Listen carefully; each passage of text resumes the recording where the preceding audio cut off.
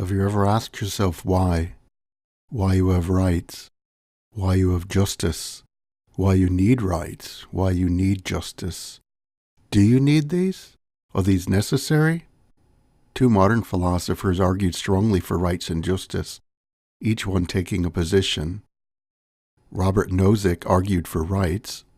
John Rawls argued for justice. Both of these guys were Harvard professors and both wrote popular books.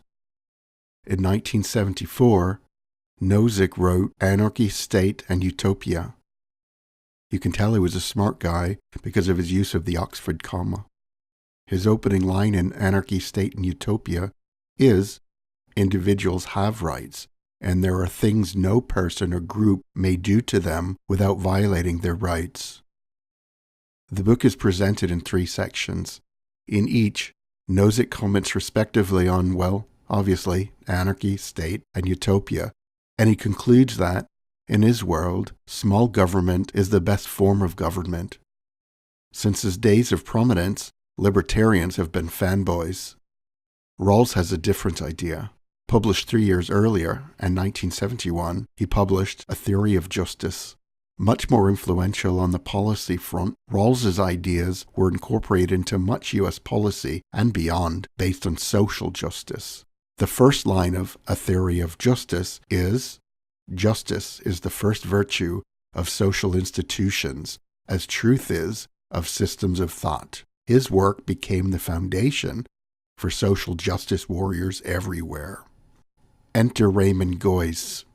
He's a Cambridge philosopher, and he also writes books. In particular, he wrote Philosophy and Real Politics in 2008. Having read both Nozick and Rawls, he similarly critiqued both. Responding to Nozick's claim that an individual's rights are inviolable, Geuss retorts, quote, he, Nozick, then allows that bald statement to lie flapping and gasping for breath like a large moribund fish on the deck of a trawler with no further analysis or discussion, and proceeds to draw consequences from it, end quote. As for Rawls's claim of justice being the first virtue, Geuss says the often noted absence in Rawls of any theory about how his ideal demands are to be implemented is not a tiny mole that serves as a beauty spot to set off the radiance of the rest of the face, but the epidermal sign of a lethal tumor. This is not a criticism of some individual aspect of Rawls's theory, but a basic repudiation of his whole way of approaching the subject of political philosophy. And so what's the point?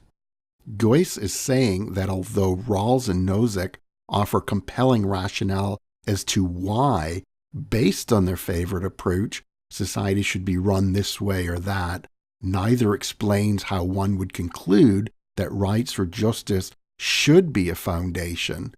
These emotional concepts are just conjured wholesale. And justice for all, in Rawls's case, the self-evidence of rights, for Nozick. Whenever something is claimed to be self-evident, it's intellectual laziness to find a foundation, if one even exists, instead of relying on supporters not to evaluate the claim critically. In fact, one could choose one or more of many possible so-called moral foundations for society or governance: rights, justice, freedom, duty, beauty, integrity, honor, diet, allegiance, and so on ad infinitum, ad absurdum. In the end, these are just opinions, and these opinions are subject to change across place and time. As for rights, this is a recent invention of history, without an established and agreed upon scope of reference.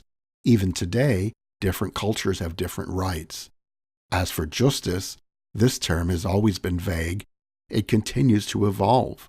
Those who support the status quo hide behind its flexibility, but in fact, this just obfuscates the amorphic and chimeric essence of the term.